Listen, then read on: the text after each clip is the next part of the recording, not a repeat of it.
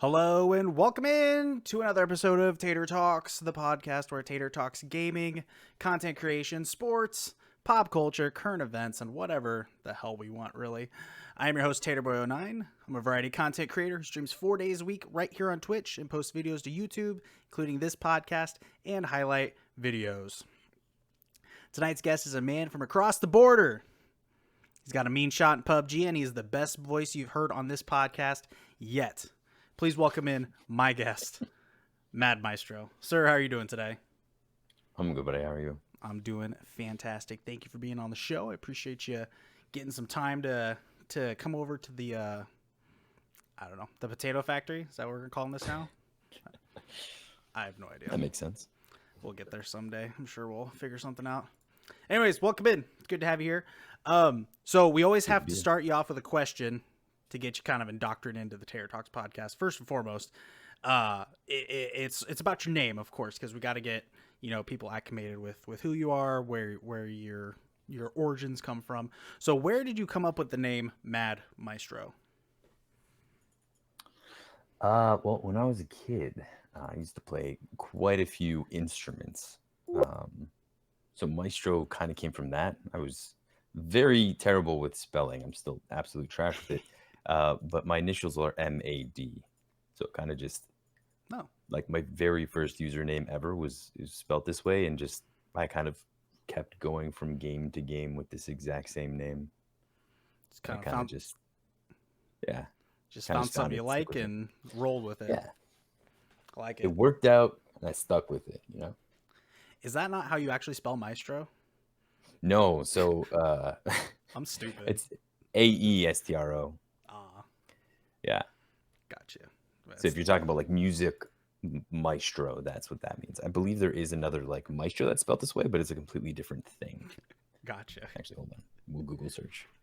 That's good. Let's get some proper information here, because I mean, I'll just be honest. The word maestro I'm most familiar with because of you. So, I'll go with whatever you say. Yeah. Proper spelling, yeah. MAESTRO. But yeah, I think it looks better this way. A little bit. Easier to spell. A lot of people look at it and they're like, what is it, Mistro? Mistro. And I don't ever correct people. Yeah. I know Swag was all about calling me Mistro. And I was like, every time I'd correct me, he's like, no, I just call you that because I wanna bother you. Yeah, it's a good little nickname you have for the Swag, who's the PUBG streamer, right? Yeah, exactly. He was the first like big host that I got, and it was when I first started streaming. Only a few months in. Yeah, I think it was like 500 people. He threw a host at me, and my alerts weren't working. My audio was scuffed. My audio's still scuffed, but yeah. Well, you could. I'm convinced you could spend hours on your audio and it'll still get all jacked up some way or another. Yeah, exactly. But that's a good transition. So let's talk about the. So you are a streamer. You stream on Twitch. At MadMistro. Go follow me streaming right now. See if there's a mod in the house that can get us a shout out here. If not, I'll do it myself here in a second. But no big deal. But hey, I think that you and I sort of started streaming about the same time. It's almost been, well, at least for me, it's been almost 3 years. Do you remember when you started streaming? The exact date I don't. However, I was affiliate, I believe, in April. So so that's probably what you kind of go off of, huh? Yeah, the 2-year market being in April of 2 years ago, 2018 sometime. I feel like I've had such long periods of time where I don't stream just because of work that it's hard for me to say that it's been 3 years, but I guess technically it's been that long since I've my first stream and starting up. Right. That pesky little thing called work always getting in the way. It's like exactly. We need money to live or something. You gotta love economic systems. Yeah. Yeah, either way. But yeah, no, I think we started streaming about the same time, and I got affiliated in July of 2018. So pretty close to the same time. So, and I think that's where, we met through Leo, Hitsuga, who is a former guest on the show. And I feel like he had such a great community that like everybody was just friends with everybody, and then everybody that was friends with everybody in that community that he sort of built was then a streamer as well. Right. Because he kind of convinced you, or not like convinced you to stream, but you were maybe thinking about it, and then you Yeah, I took. think for a very long time, like especially after high school, like in college, streaming was a talked about thing, a thing that people did like semi-professionally.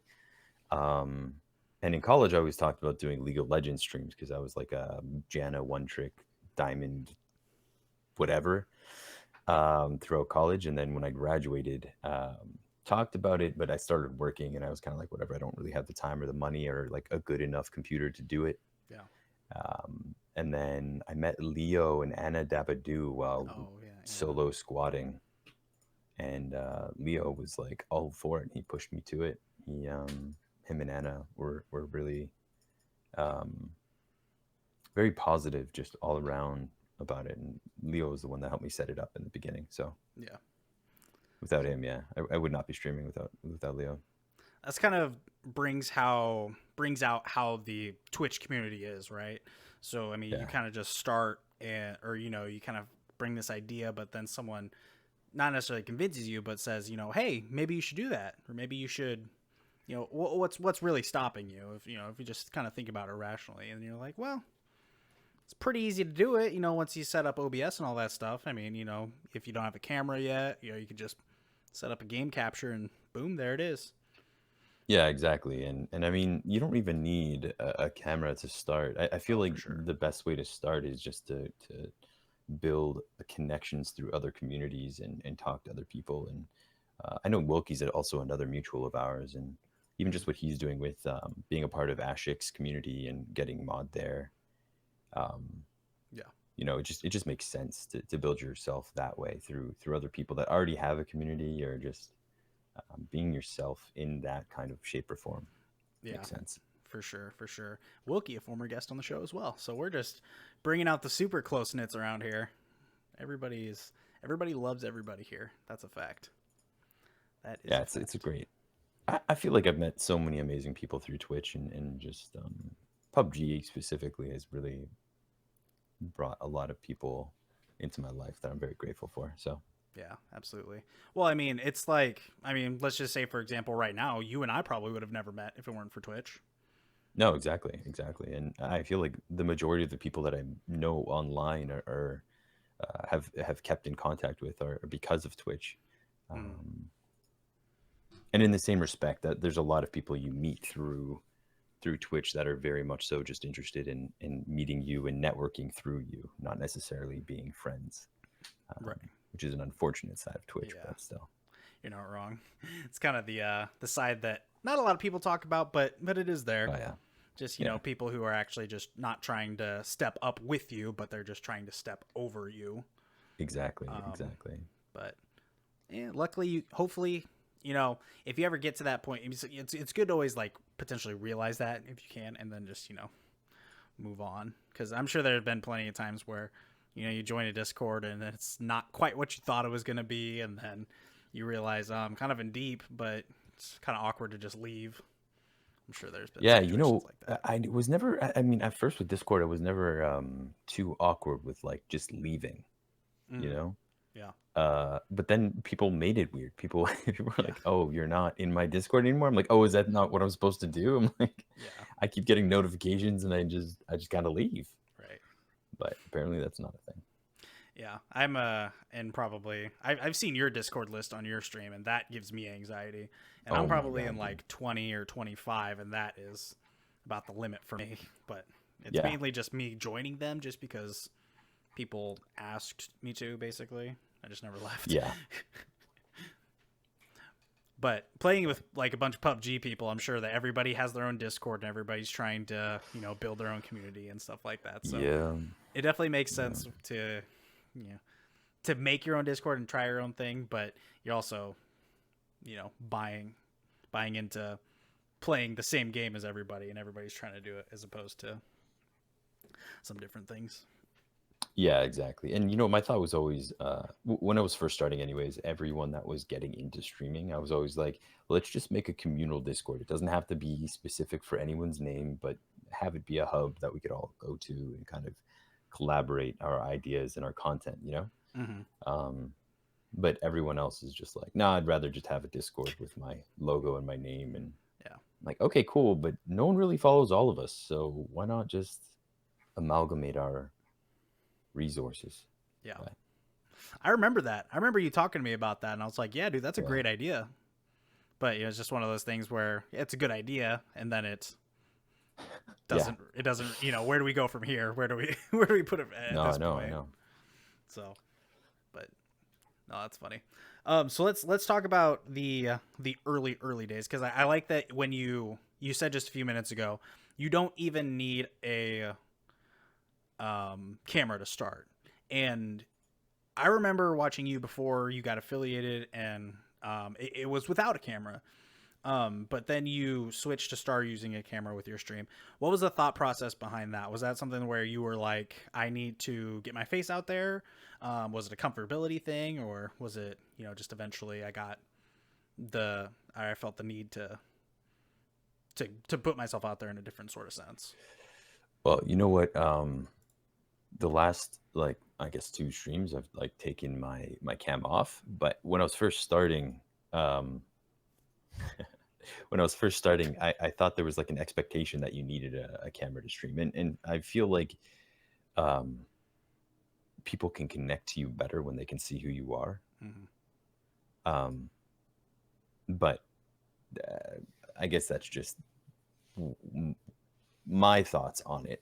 When I first got my camera, that's kind of Yeah. where I was about it. But um, more specifically now, especially with like Corpse being such a big name coming out around, um, I feel like just because of his voice alone, he's gone so huge, and he has no camera and he doesn't ever post his face. And for me, it was a comfort thing for sure. Mm-hmm. Um, but it just kind of evolved into where it is now. Cameras are complicated, man. They get very complicated. They do.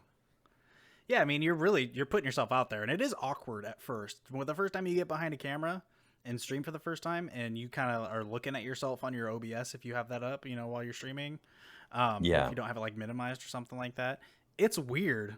It's weird to see it is yourself. weird. It's weird to just talk into a camera. I mean, it is just kind of weird to do, Even at just like first. the smallest insecurities you might have seem Yeah. to end up growing, and it's just an interesting feeling to see yourself constantly, or like you always have to be self-aware of what you're doing or how you're doing things and what's in front of the camera or what's behind the camera. And Yeah. um, yeah, it's different. It's different. Yeah. So I'm gonna try the no camera thing for a little while. That's good. That's good. I would want people to go with what they're comfortable with. I do agree with the fact that you can connect with an audience better with a camera. I mean, there are arguments against that, and I completely understand that, and I completely agree with it. Doing what's comfortable for you, but I do still believe that if you do stream without a camera, you are still missing a lot of ways to connect with your audience. And I kind of just repeated what I just said, but it's true. That's what the Yeah, fact of the matter is. it certainly just depends on what your content is, because I feel like Right. a lot of people are gaming. A Mm-hmm. lot of people are just like playing a game in hopes that people come to hang out and watch. But I feel like a lot of people will. I feel like a lot of people, not that they're shallow, but the very first thing people do is try to connect somehow, right? So it's either you're Mm-hmm. really, really, really good at a game and people are trying to watch you because you have a high division in a game, or you're like, I don't know, okay looking person and you have that, you know what I mean, like there's Right. that somewhat attractiveness level that people want to follow. And um, I'm sure there's a lot of people that have made like lots of Twitch money from just being cute on camera. Mm-hmm. So um, but even in that's content for people. Sometimes people desire that as well. Yeah. And you brought up a really good point, and it's also being brought up in chat. Warwick, what's up, buddy? How you doing? Just gonna shout out everybody in chat here real quick. Also, C Walker, good to see you, buddy. Hope you're doing it. You're having a good day. I kind of lost my train of thought. What was I gonna say? It's you. You said something that's that's also being brought up in chat is that it depends on the content you're creating. Absolutely. So I mean, if you're gonna sit there with your camera on and a green screen and kind of like how you have your just chatting screen set up, where you got chat big on screen and you got a funny background with your bear and all that stuff. That's you just sitting there, and that's you connecting to your audience, and that's you connecting, speaking, talking to them. And there's nothing wrong with people that choose to do that same sort of thing without a camera on. That's completely fine. But once again, it all just depends on the content you're trying to create. So Absolutely. so I think you said that really well, and I really like that you brought up which streamer did you bring up just earlier? Corpse. Yeah, corpse husband, I believe is what he. Yeah, and he's pretty up and coming recently with the whole Among Us trend. Yeah. At least from what I've seen, I don't know much beyond. I don't know if he was like a Warzone player or So he something like used to that. do creepypasta reads. All he'd do on YouTube is Oh, he'd read creepypasta with his voice, and no camera, no nothing. He'd get like a couple 100,000 views, whatever. yeah. And then somehow he made his way into the online TV mix, which is probably the best thing to ever happen for him in his career. Yeah. They are very successful, a whole group. Can you imagine living in that house for just a week? I can't. No, honestly. I don't even. I mean, for them, obviously, content creation is their first and foremost. It's their career, and Right. it's primarily what they do for several hours a day. But I think they're also friends, So I'd imagine it'd be something like living with your friends and coworkers. Having to keep things civil, and hoping that you vibe well with everyone else. I'm sure it would be very difficult. Yeah. It probably would be fun for a month, 2 months maybe, and then you would I mean, it's just like living with anybody, really. Even if you have roommates, you still want to get to a point where you're sitting there and you're not dealing with anybody. You're not trying to create something, like not trying to be funny in any sort of sense. You just want to sit there, you just want to scroll on your phone and just kind of shut away from the world. So I mean, I would get Yeah. trying to just not be present at some point in time on there. Yeah, I'd also say like it causes a lot of difficulties when it comes to your personal lives, and Oh, for you sure. see it with the drama with Albert and Lily Pichu and now Fed, I believe. Yeah, it was Fed. Yeah, so I mean, there's drama that comes of it, and I kind of isn't that the whole point of having a streamer house, to like have that kind of drama and kind of, I don't know, watch people do that kind of Yeah. stuff on a day to day. I'd assume, in my eyes, that's what I would perceive it to be, but Yeah. maybe Scar had a different idea. Well, and I think Scar is just kind of the guy that's kind of like Daddy Scar, right? Like he's the one Oh who's yeah, doing his whole thing. And then is Disguised Toast on offline TV too? Because he's he used to be. oh, He still okay. plays with them, but he moved out. He's from Toronto originally. Oh, okay. And I believe he had to come back because of his visa. Oh. Um, and then I think he ended up just shifting over to Facebook and staying here, but he still plays with them, to my understanding. I know way too much about their lives. If you would have asked me, we're gonna start talking about the offline TV house tonight, I would not have guessed it, because Yeah. a lot of my information from them is just from, like, I follow Pokey on Twitter because you gotta, some, like, and other people that are like Scar. I follow Scar on Twitter and stuff like that. Right. You gotta follow people that you aspire to be, or aspire to look up to. So Yeah. so that's And like if I'm my being honest secondhand with you, knowledge of them. I used to listen to their podcast to and from work Oh, a while ago. They have them on Spotify, so I nice. would put that on and I just drive to work. If I had like a 45-minute drive, I'd get through a podcast, then I'd switch to the next one, and Yeah. you I guess you just learn a lot about well, it's exactly like this situation. You learn a lot about people and things and what's happening in someone's life, and Right. I mean they're selling themselves as content, so you pick up a lot of that stuff. Yeah.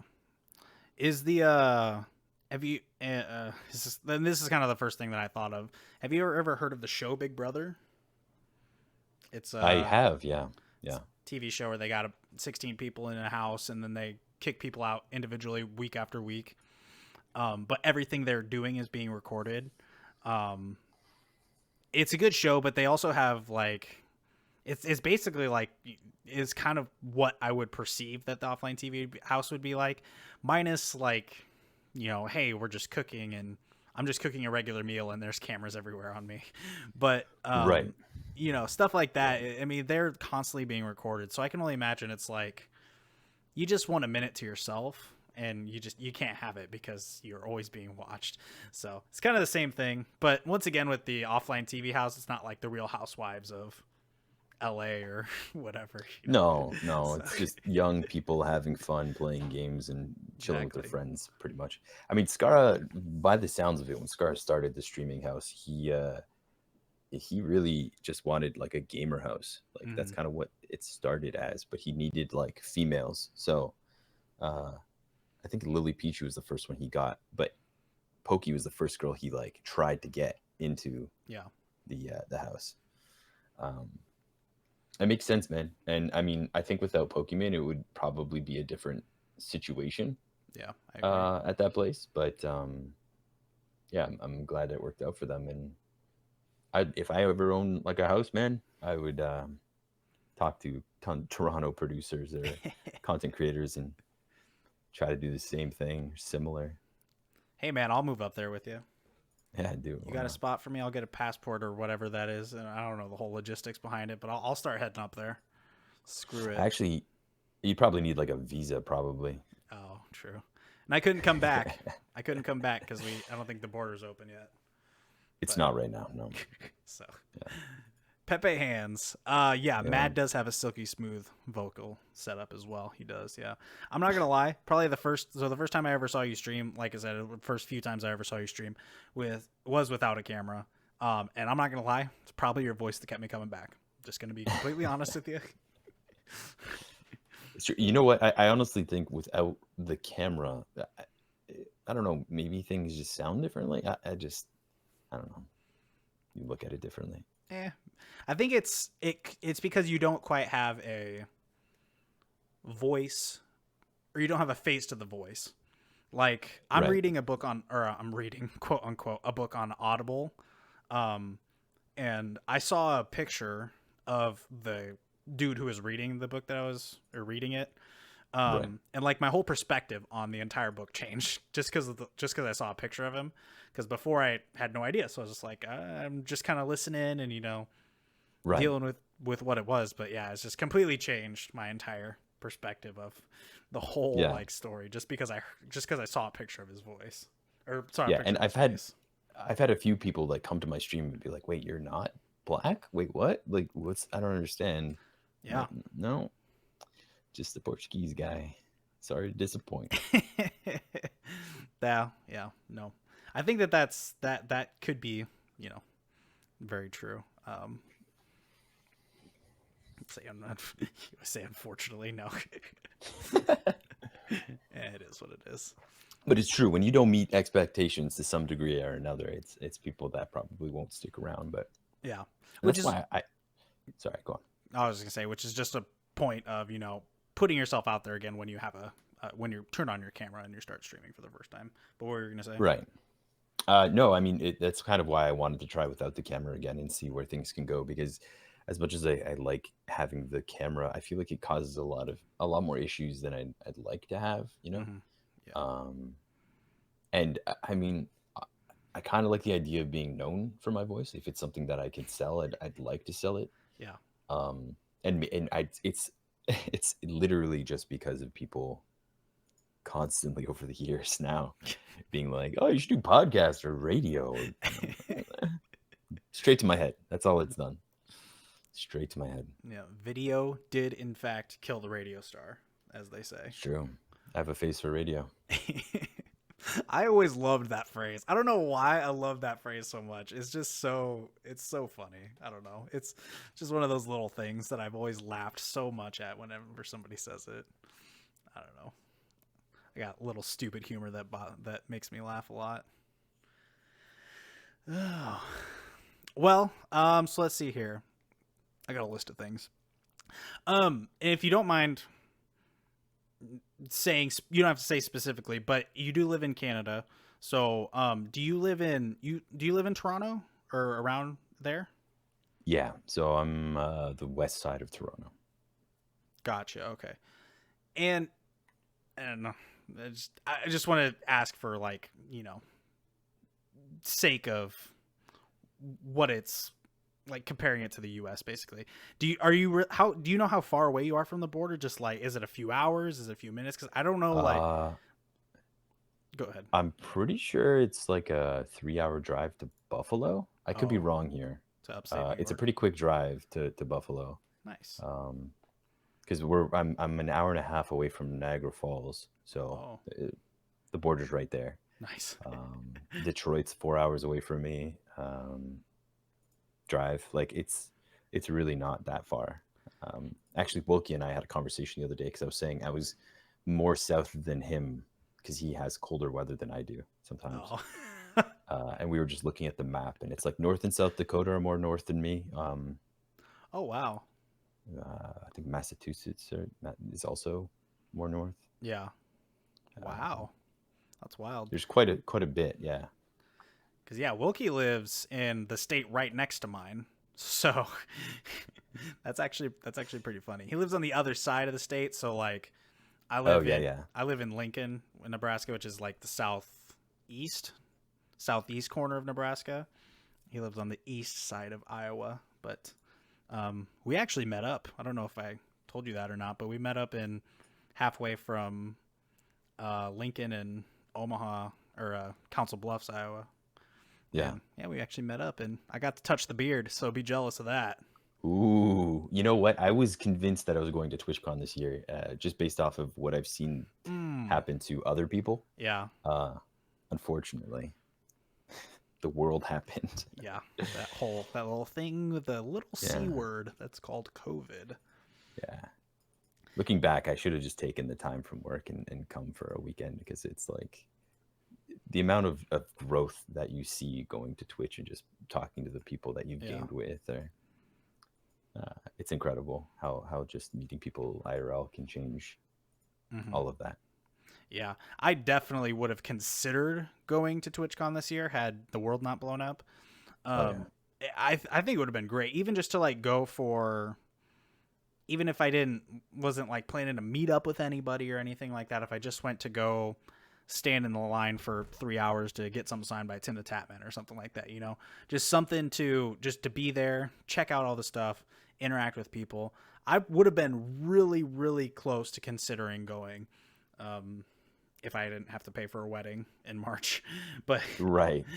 I really would have considered going. And I think that I probably would have met up with a lot of people that I would have met for the first time, but have known it for online. I mean, we probably would have met up at some point and hung out, had a few beers, something like that.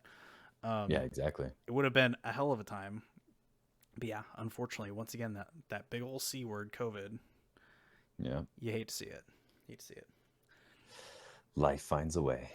It I'm really sure does. we'll eventually get to go and enjoy each other's company, but Oh, for until sure. then, For sure.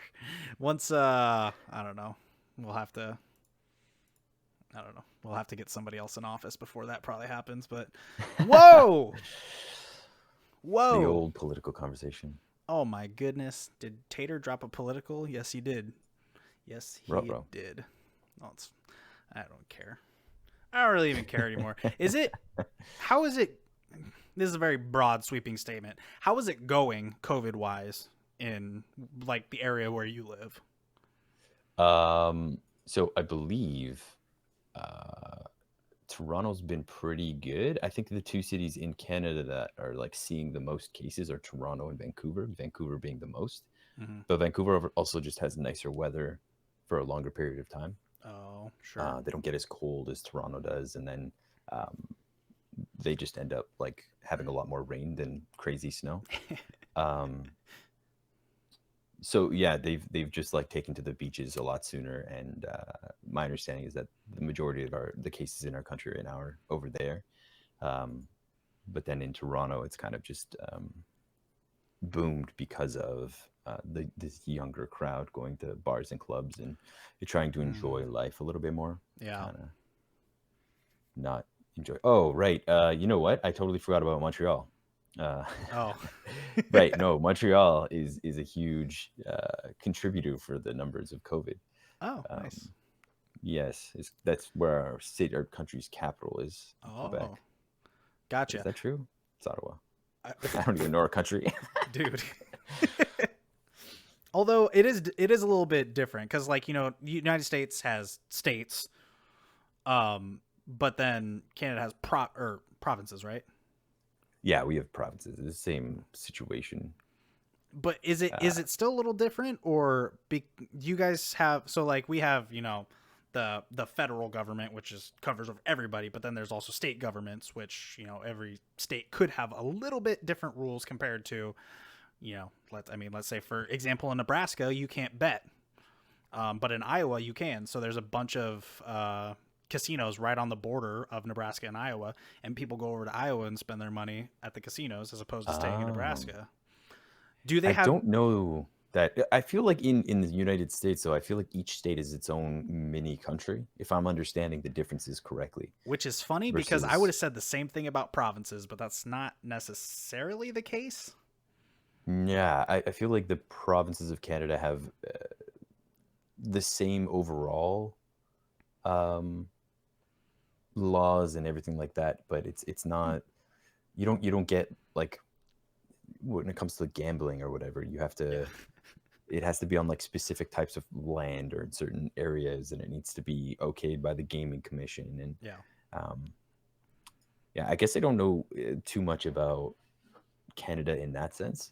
Sure. Um, my understanding is that it's all very similar. I don't know that there's any difference from province to province. Interesting. Um, Yeah, that's yeah, great to know because I don't think that I would, if like you were asking someone from the US if they thought that each state was kind of like their own country, I don't think that they would say that. But right. I think that they would say the exact same thing that I thought about Canada, like, oh, different provinces, like I don't know a lot of them, so I'm not gonna try there. But let's say you got one, the where you're at, and then the one bordering right next to it. Those would be like completely different thought process and everything behind that. But I mean, there are obviously some different kind of rules, or laws for the federal, like I said, the federal government, which is basically everybody, and then each state can have their own separate rules. For example, like the Yeah, betting one I just I, did.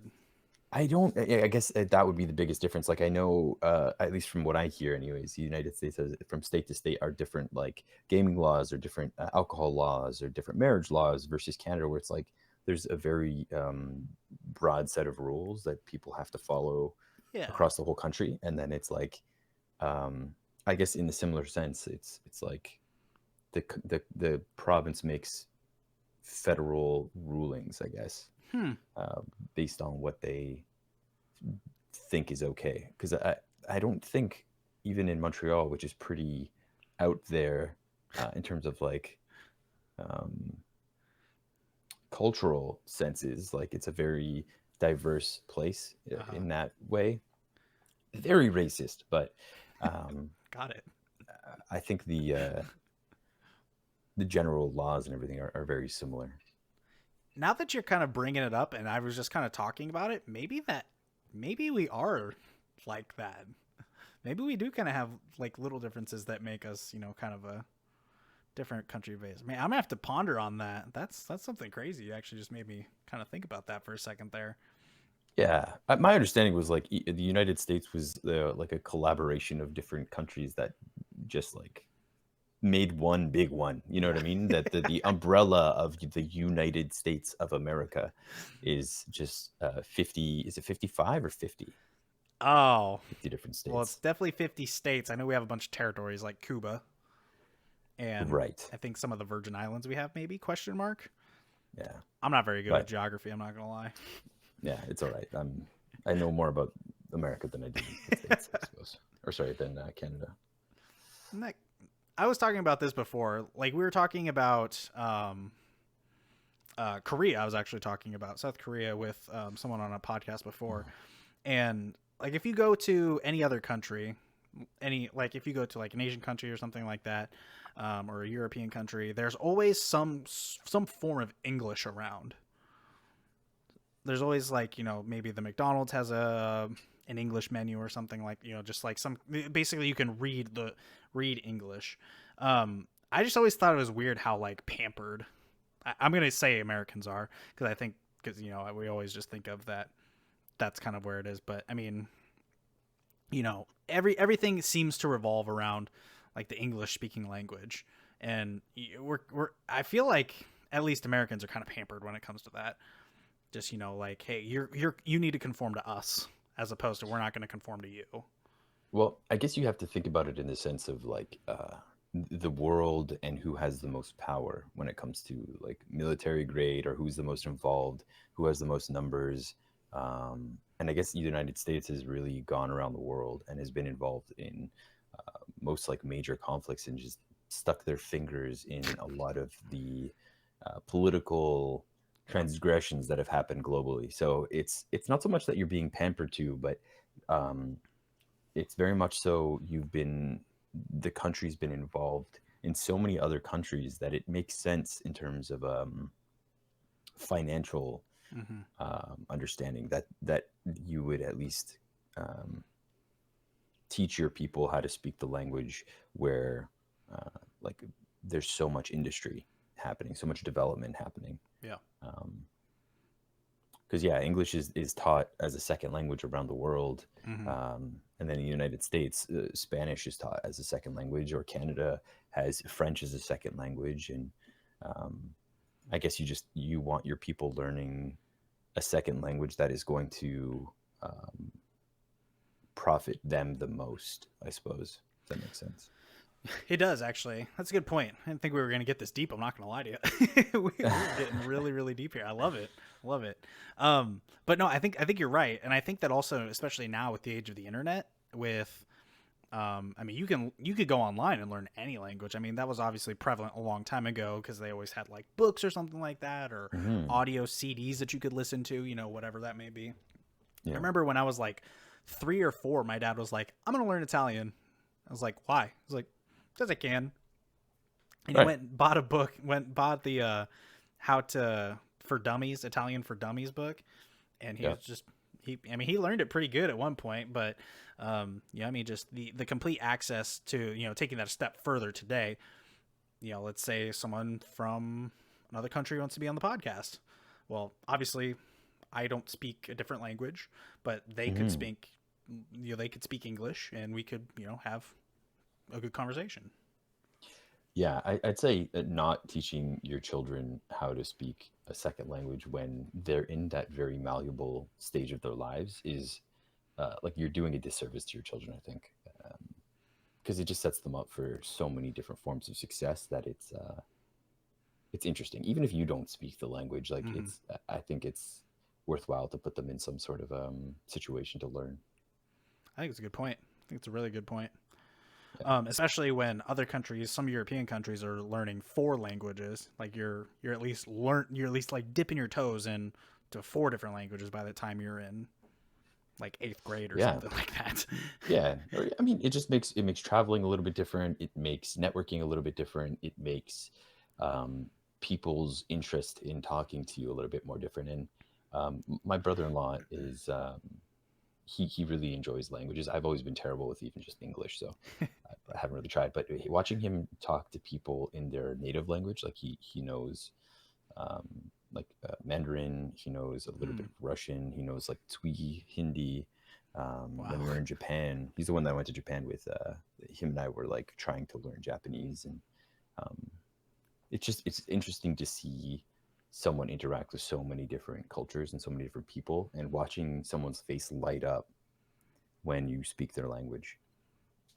Yeah. Um, it's actually like a beautiful thing. I know it sounds silly, but seeing someone like excited to talk to you and not being able to control it is like a cool party trick. Yeah. Well, it makes it personable. It makes you have a connection to that person in a sense that you might not have ever thought that you would have a connection to that person. Yeah, for And sure. especially with travel and stuff like that. Mm. When did you go to Japan? That was about a year ago, wasn't it? Jesus Christ, it was a year ago now. Yeah, last. Yeah, it was November to December. Time flies. Holy crap. Yeah, I was kindly reminded today that November 1 is in a few days, so Wow. just kind of snuck up on there. It's like, oh, hey, when I blinked last, it was March, but oh well. What happened to time? COVID stopped everything. Like, Apparently. well, at least it like stopped your perception of time, maybe, and then, but time didn't actually Yeah. stop. No, not even a little bit. But did you go? You went to Japan. Did you go to Japan to? Was that for a job that you had? Oh God, I wish. No, so me and my brother-in-law actually, we went out to drink one night, and we were just kind of sitting there talking about like traveling and wanting to travel and working the last like 6 years, 7 years, and not really doing anything other than just working. Yeah. And being like, "Fuck, we should just do something. Like, we just need to book a ticket." And then we looked at. So he had been to Japan before, and he mentioned wanting to go back. And we were looking at tickets, and it was like, I think it was like $500 or something for a Oh trip wow. there. And so we're like, fuck, like that sounds great. I'm like, you know what? Tomorrow, let's get together and we'll look at it and we'll like see about tickets and we'll plan a trip or whatever. And then the next day in the morning, he messaged me being like, hey, so the tickets went up to like $900. We need to book it now. Yeah. Um, so we booked it, and yeah, we kind of planned the trip around knowing we were going to Japan. I think initially the trip was supposed to be 2 weeks in Tokyo and then 2 weeks in Bali. Hmm. But then when we were trying to plan it, um, we couldn't find a direct trip. The only trip we could find had like 3 layovers and was a 32-hour flight. Yeah. And so we're like, we're gonna lose like 4 days on a trip, on a month-long trip, and we're like, fuck that. Like, so let's just spend those days in Japan. Yeah. That's awesome. Um, That is yeah, actually awesome. Just deciding like let's just do it. I yeah, had someone message me earlier today, earlier yesterday, and they sent me a message. They're like, "Have you ever been to Galveston, Texas, which is basically an island off in the Gulf, about a mile, well, about an hour and a half from Houston?" And I've gone there a few times, and that's like the vacation spot that I've been to. Honestly, I've not done a lot of travel in my life, but that was right, the one place that we've been to. And they messaged me and they're like, "Hey, round trip tickets to Galveston or Houston right now are $220 for two people. Like that'd be right. like $250 for me and my fiance to go." And I almost at that point was like, let's just do it. Let's just spend the weekend there and just Yeah, come fly back. That kind of spontaneity, excuse me. I don't even know if that's the right way to say that, but spontaneousness yeah, yeah. Spontaneity. is not something that I do a lot in my life. Obviously, you can just tell by how scheduled everything was to get you on the show, right? I mean, it's like, hey, Right. 8:20, let's do this, and then hey, we're sound checking for 10 minutes, and we're gonna go over all these guidelines and stuff I want to go through. So it's not something that I normally do, and I wish I wish I would have just pulled the trigger, because that's just something that once again you probably don't. I mean, if I were to look at those tickets now, they'd probably be triple the price at this point. So I Right. should have just done it. Fuck You it. know what I'd say? What think about the worst thing that could possibly happen in that place, Hmm. and if it's not like get stabbed by a bum on the street, then I would say try it. Like you have literally nothing to lose other than Yeah. like time. It's in your own country too, so it's like you're not really missing out on anything. Like Yep. the concept of going to Japan was like a scary ass thing. Yeah. And the more we like sat down and thought about things, the scarier it was. But when we got there, like all of our plans just went out the window, and we kind of just experienced it. You know, Yeah. just walked around, just met amazing people. We saw amazing places. We went for random ass hikes and found beautiful temples. I don't know that you could do that here, like back home, but Yeah. um, yeah, I think everyone should go to Japan, man. It leaves you wanting from your own country, and I think travel is something that we've taken advantage of, taken for granted, I should say. Yeah, absolutely taken for granted, especially with at least like U.S. Airlines, Southwest, something like that, just like Yeah. laid off like 15,000 employees or something like that. So Yeah. um, it'll rebound, but people are, I mean, it's the same boat. People are gonna, after quarantine and lockdown and stuff like that, people are gonna want to go out and travel. And I think that Oh yeah. once well, God, we keep saying once everything starts to calm down, that people are gonna start traveling again. But hey, who knows? We definitely will. Yeah. I mean, SARS was a huge thing and the world was chaotic for a while, but it Mm-hmm. went back to normal. I don't think that this is going to be any different. Yeah. Honestly, I think once the vaccine's out, once people are a little bit more comfortable with it, prices are going to skyrocket again. Yeah.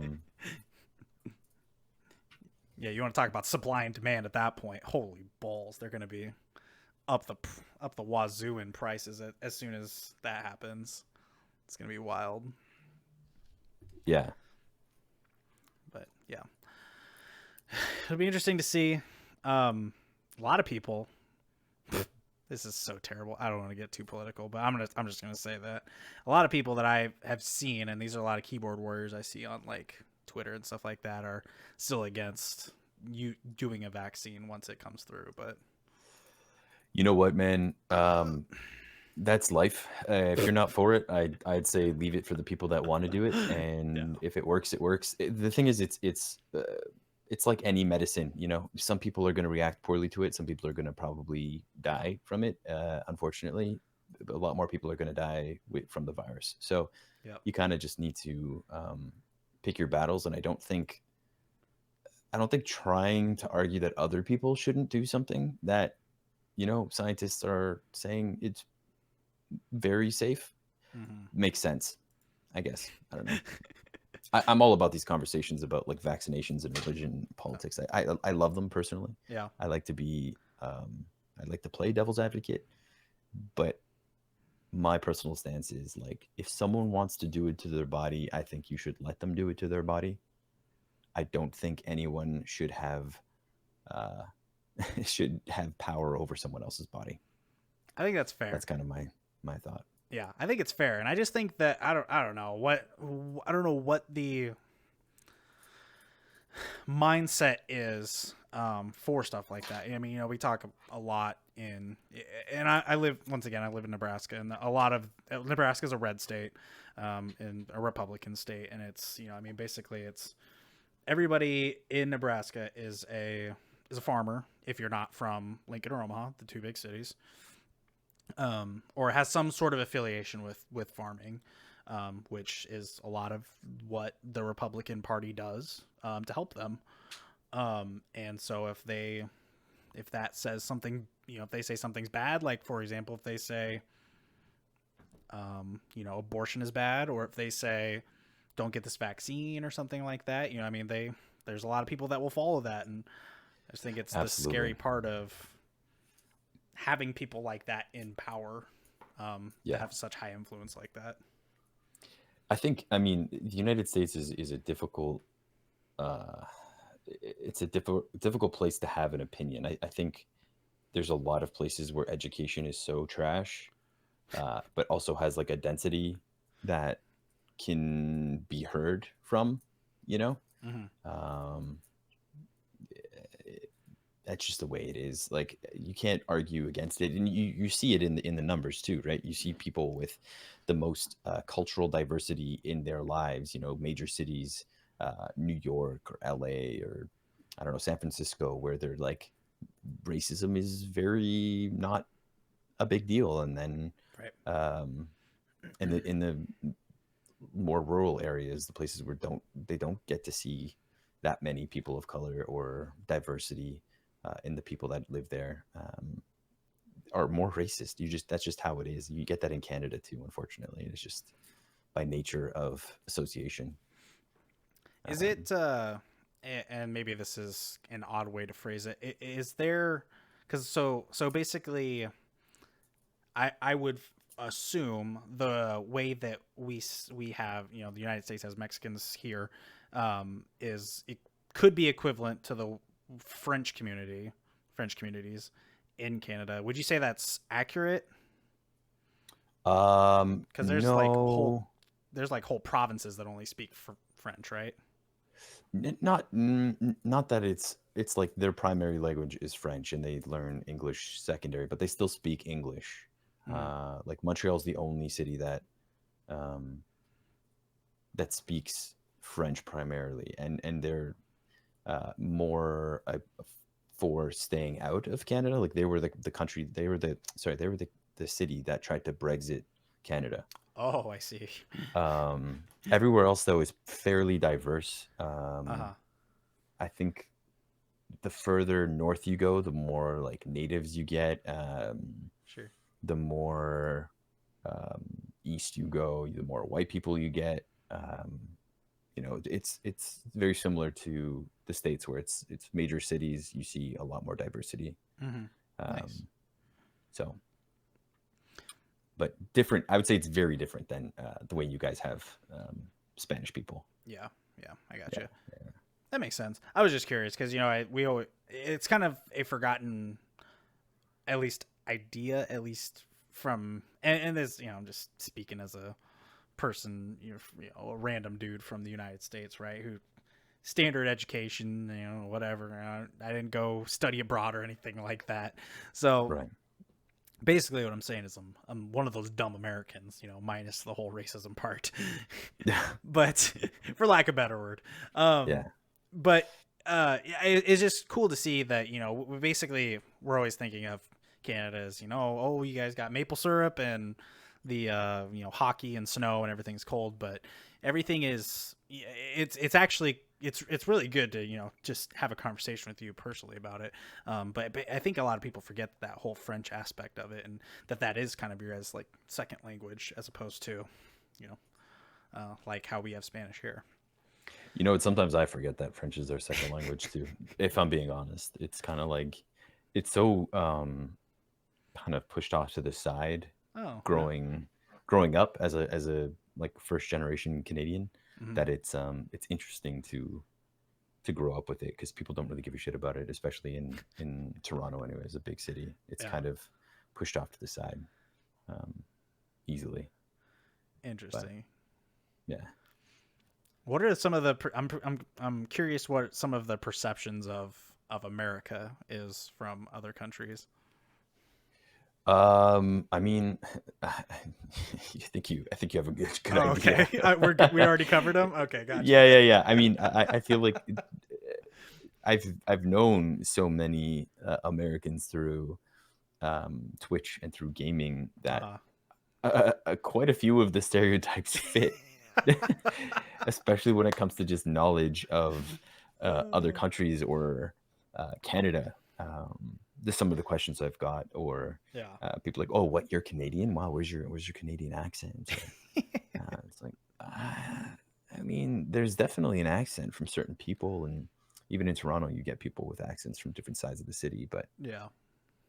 um, the perception of the United States is certainly not good.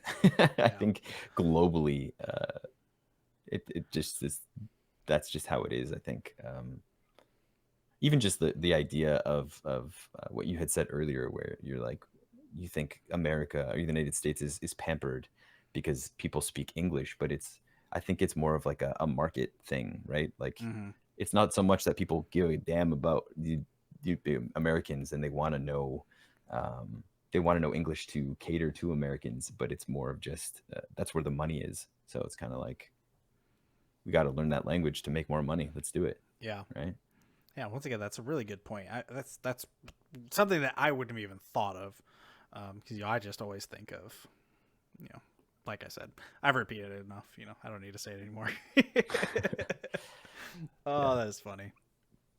Oh, that's funny. yeah. It's just I think a lot of people think that American culture is um, very selfish.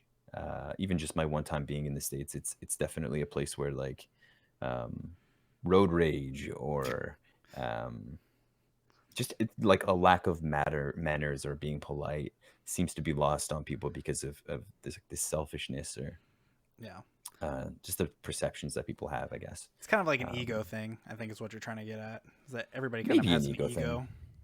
Um, Maybe, yeah, yeah. Obviously, it's not everybody. I'm not generalizing the whole right. country. It's just I think that's just the perception. And even Americans that I know that work in film that have their dual citizenship and they have a home here. It's very that's the common thing. It's like people are so polite here, you know. And growing up here, people are pretty fucking rude. And like going to the States and experiencing firsthand, it's like, what the hell? Why are people so fucking rude for no reason? It's insane. You hold the door open for someone and they're like, what? You can fucking go. And you're like, what? A thank you is also desirable. Like, Yeah. You yeah, grab them it's and just bring them interesting. back through the door and shut it on their face. um, what's funny is I had Leo Hitsu on the podcast before, and one of the things Yeah. that we talked about was Midwest tropes. Because when you think of Midwest, you might think of places like Chicago or in Illinois, something like that. But when I think of Midwest, I think of smack dab, literally where we're at right now in Lincoln, Nebraska. And Leo and I live in the same town. We went to middle school together and high school together, Oh actually. wow. Yeah, pretty small world, huh? Yeah, seriously. But we actually went to middle school together. We didn't reconnect until we found each other on Twitch. But we were talking about Midwest tropes, and one of the things that you actually get from the Midwest a lot is people just saying, just being overly polite, to be honest, actually. And there's a lot of people, you just say, hey, how's it going? Something like that, just as you're walking down the street, even if you don't know them, you just be polite, say, hey, how's it going? There's like, good, thanks. How are you doing? Like, I'm doing great. Right. Just, like brief little conversations like that. Right. And it's just like little interactions like that you probably won't even remember, but it's just stuff like that. So if you ever happen to come to Nebraska, let me know. We can meet up and I'll show you what Midwest life is all about. We'll put ranch on everything, and I don't know what else is there to do. Husker football is cool, but you can't go to those games right now. Right. But yeah, no, I thought that was funny because it's just bringing up the thought perception of maybe being rude, but then there's also different area. Every area is obviously a little different. When you came to the States, where did you go? I was just in Boston. Mm. And it's funny, my very first Uber driver didn't speak a lick of English. Nice. And she sounded Spanish just by how things were working. Uh-huh. And just driving down the streets and like I felt like she didn't really know anything about driving, and I was like, how is she driving Uber and like screaming at people in the streets and like people are yelling at her, and I was like, this is so fucking chaotic. I don't understand how people could live day to day here. And I was just so flustered. I was there for like less than 5 hours and I was like, fuck, I want to go home.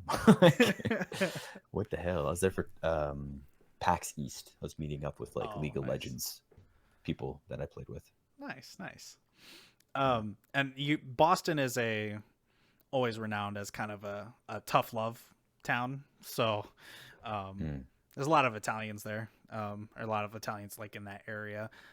Them and like Philly and stuff like that, Philadelphia. So, yeah, there's a lot of tough love and a lot of basically exactly what you said. It's pretty Yeah, hilarious. I'm Portuguese and I grew up with Italians and Portuguese people, and tough love. I don't know. It's different. It's just different here and there. Yeah. I don't know what it is, but strange. Well, I do want to, if we have some time here, we're about to sit down about an hour. If we have a few minutes, talk about what you do for a living, because I think it's interesting, and I think it's something to bring up. We don't have to go too far into it, but we were kind of talking about it a little bit before. So like what do you? So you work on the set of commercials, right? Is that kind of what you're mainly doing? Yeah, that's the primary industry I work through. Actually, in the last like month, I've had to turn down a few like long format films that were looking for video guys, as we're called. One of which was the new Resident Evil reboot. Ew. Ew, but it's gonna be true to the games. Yeah, that's what they've said about the last 3 things that they've done with that. Nah, okay, so it's like a full new New. Got it. is how I was. So that's what the producer was trying to sell to me. And that's But the way they're trying to sell it to their fans too. And as being a huge probably. Resident Evil fan, I'll believe it once I see it. I will definitely see it. they're totally throwing away the previous games. Yeah, previous movies. Yeah. Sorry. Yeah. Previous movies. That's fine. Those movies were good as standalones, but Even um, then, yeah, yeah. Even though they after the were a little first two, weird. they were kind of Yeah, they they were kind got of it. shite. They Yeah. basically were just like, how can we make this as ridiculous as possible? Oh yeah. And Yeah. they did a good Totally. job at that. Yeah. Exactly. So you were saying before we started, and you had said you had told me what your exact role was called, and I wanted you to repeat that again because it's actually pretty funny. You said it was outdated. Yeah. So the term is VTR operator, and it's a totally dated title for the time. And at the time, it was totally relevant. But now it's videotape recorder. And back in the 90s, when it was like just starting off, that's what they called the guys. They were videotape recording operators. Yeah. Um, and even though we're digital now and videotape recorders don't exist, they still call us that to just cause people don't have any idea what I do on set. 95% of the time, and I've worked with people for like 7 years, and they still just no idea. Yeah. Um, but yeah, VTR, videotape recorder. That's just hilarious. I mean, yep, obviously back in the '90s, it would have been a regular normal phrase, but just hearing it now is it's a yeah. little funny. It's kind of changed a little bit. Sometimes they call us video assist. Mm. Which a little bit makes a little bit more sense most of the time, but very rarely do you see people call us that. So what do you do? Do you actually recording the things that are? Yeah, so I use something called QTake, and I take a feed from the camera and I record in QTake and I output to multiple monitors on set. More recently, though, with COVID, we've been streaming to Mm. clients in the States or just around the world, whoever needs to see it.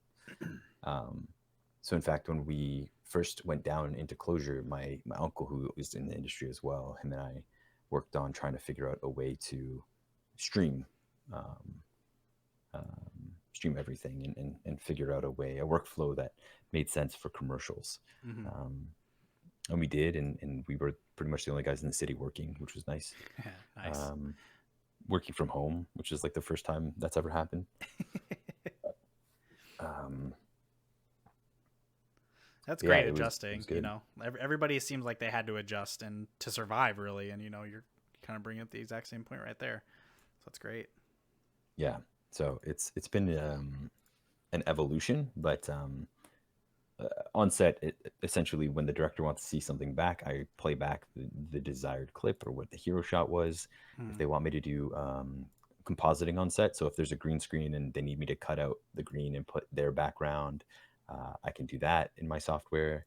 Um, I play back sound or record sound. I have my iPads on set to stream to the iPad, so if someone wants a handheld monitor to walk around set, I can do that to them. So that's a lot of Yeah, things. That's a lot of things to be in charge of.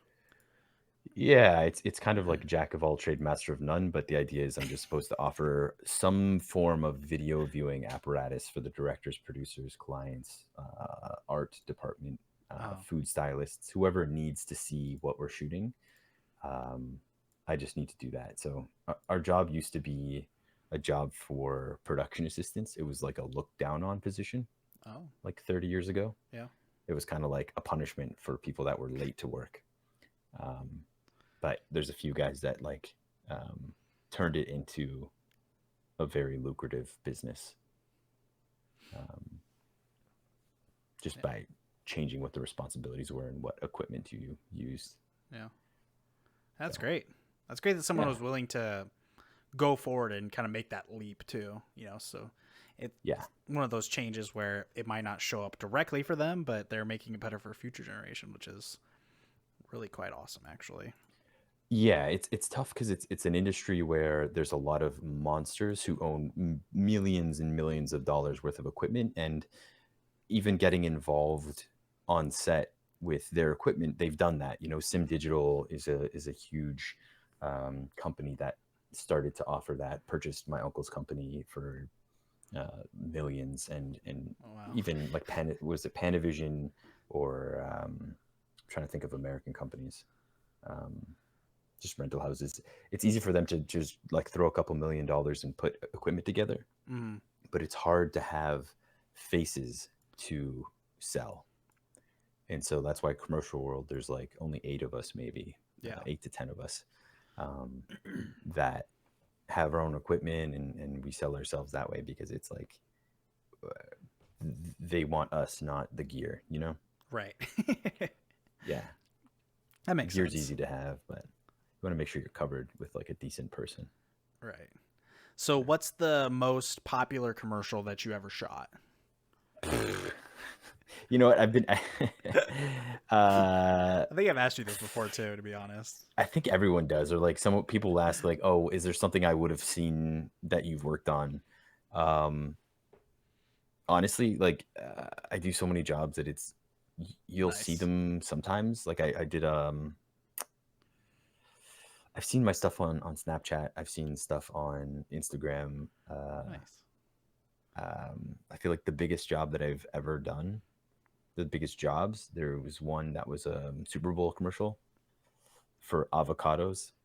Oh, It's avocados of Mexico, a couple years back. Um, I and actually think then I remember that one because they always have. Well, at least I remember the avocado commercials in general. right, because it's such a weird product to be a part of. Yeah, Um, it's a millennial thing. I don't know. It's a. I mean, we're. I think you're. I think we're both millennials, right? You're a millennial, yeah, right? Yeah. yeah, I don't know where it went wrong on that one. I'll admit, but I do love some avocado toast. I will full fledged admit. I had it and I was like, damn it, this is why does this have to be so good? I'm gonna fall into a stereotype. yeah. But yeah, somewhere along the lines, yeah, the the Gen Z or whichever one is above us, the moms of that generation decided that avocados were life and just kind of went with it. Yeah, exactly. Um, but I just think when it comes to commercials, no one really gives a shit about commercials. Honestly, I'm not like overly proud of the jobs I do. Like I know it's work, you know. Hmm. Kind of just like happy to do my job and be good at it. Um, but it's not like working on a movie where you hear these film guys be like, "Oh, like I worked on this film," and I'm like, I actually don't care that you worked on that film. You know, like I don't give a shit. Uh, I think you make and a good point, but with the way that the entire world is going right now, I mean, let's just look at Twitch on itself, right? Oh yeah, Twitch in itself is creating all of these hashtag ads, and you can't even click on a stream without having some kind of ad pop up, whatever it may be. hmm, So I get that why you say maybe it's not something that you're. I don't want to use the word not proud of because I don't think that's a good word. You should at least have some sort of pride in your work, whether it's you know putting letters in an envelope or whether you're on set actually shooting something. But I think that you bring up a good point where it's still a direction that is probably the world is going.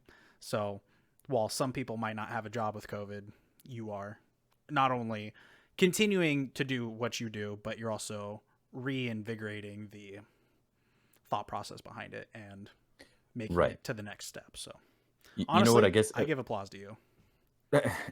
I appreciate it. I guess it's one of those things where the umbrella that is film.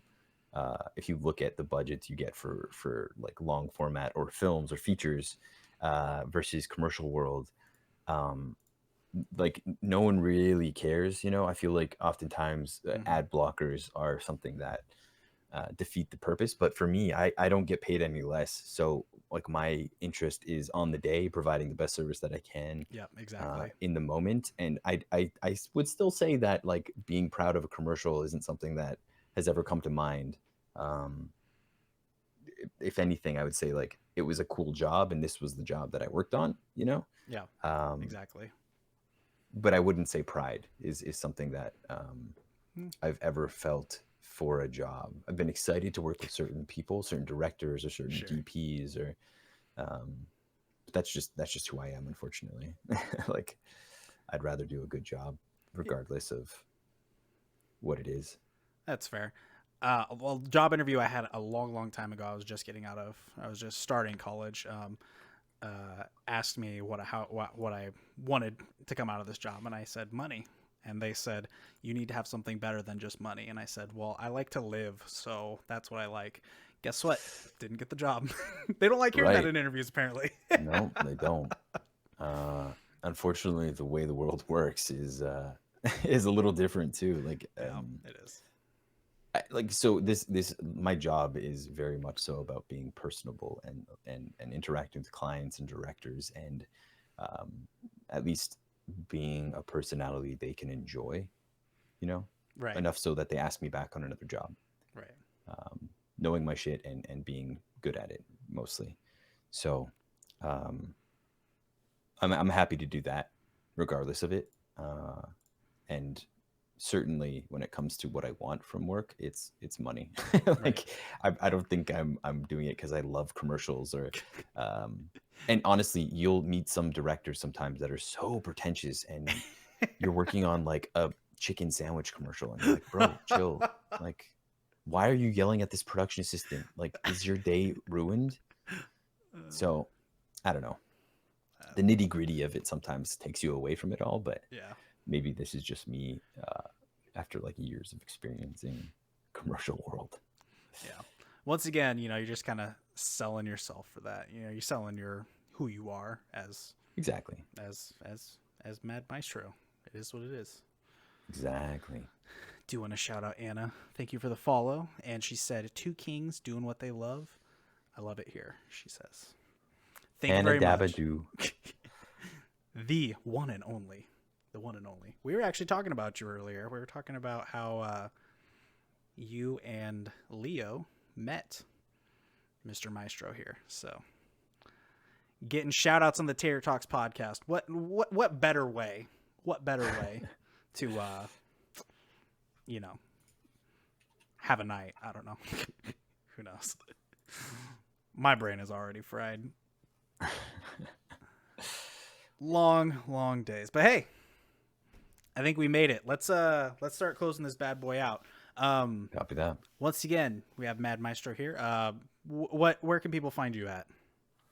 I stream on Twitch. I have a YouTube channel with not many views. I have a TikTok as of a few days ago, an Instagram, which I post a lot of work stuff actually, and a Twitter I'm pretty active on. All of them are Mad Maestro, improperly spelled. I'm gonna follow you on Insta. I didn't realize you had one. Yeah, it's where I post a lot of work stuff just because it's separate from getting sued. Yeah, that's fair. People don't know that I'm Mad Maestro at work, so there's no fear of being sued. Gotcha. Hit that old double tap. The beautiful Yes, little sir. hearts. All right. Well, sounds good. You heard it. Follow the Twitter. Follow the YouTube is what I heard. You hit that sub button on the YouTube. Maybe not the YouTube. Scratch that. How do I retract the YouTube? It is set in stone. It is too late. God damn it. I actually downloaded TikTok because Trump was all crazy about banning it in the U.S. So I was like, Oh, I guess I'll download it just to have it, just in case if I do decide to start putting content out there. Some little shithead has Taterboy09 already on there. Unacceptable. that is an inconvenience of disproportionate ends. It's crazy. It really is. How's it even possible? I know there's in Russia, there's someone who has the account Mad Maestro. I don't know how or why, but some like K comrade stuff right there. yeah, some Yeah. League of Legends. If we don't see the mad TikTok dances, I'm gonna riot. I just want you to know that. Maybe one day. He's a savage. Maybe one day. Whatever the rest of that one is. Forgot. All right. Well, once again, thank you for being on the show. I appreciate you. Hope you had a good time. All the good stuff. Yeah, buddy. Thank you for having me. Well, I appreciate that. I'm going to go ahead and mute you here in Zencaster. So I'm going to do a little things outro here. But if you want to stay in here, you certainly can while I finish everything up. But yeah, thanks you everybody for hanging out here tonight. All the new follows we got, all the new people hanging out, contributing in chat. If you are listening to this podcast for the first time, like I said, my name is Tater09. We have these every Tuesday, except for next Tuesday. We're actually having a podcast tomorrow, though. So hit that follow button right here on Twitch. I am. Let's see, where can you find the podcast? On Twitter at Tater Talks Pod. Sub to the YouTube channel. I think I have a socials link in here. I don't even know what I have. There it is in the chat. And then also our host website, which is Buzzsprout. Shout out to Buzzsprout. And you can also find me at Taterboy09 on everywhere, where it may be YouTube. I always screw up this outro. Twitter, all that good stuff. Okay. Appreciate you. No, I appreciate you, Anna. Appreciate you. All right. This is going to be Taterboy09 signing off, reminding you that a minute spent in this chat is a wasted minute. So let's make it a damn good time. And I hope that you had a damn good time today. Thank you.